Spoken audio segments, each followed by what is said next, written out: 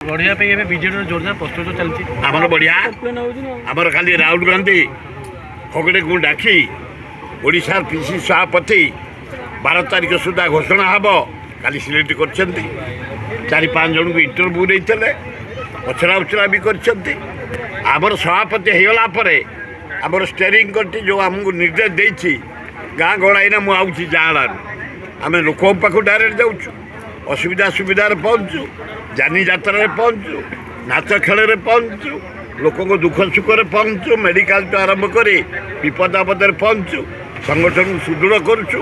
Congress coming Rahul Gandhi 3 ମାସ ଭିତରେ ଭାରତର ପ୍ରଧାନମନ୍ତ୍ରୀ ହେବେ। ସଭାପତି ଚୟନ ହେଇପାରିଲେ 12 ତାରିଖ ସୁଦ୍ଧା ହେବ।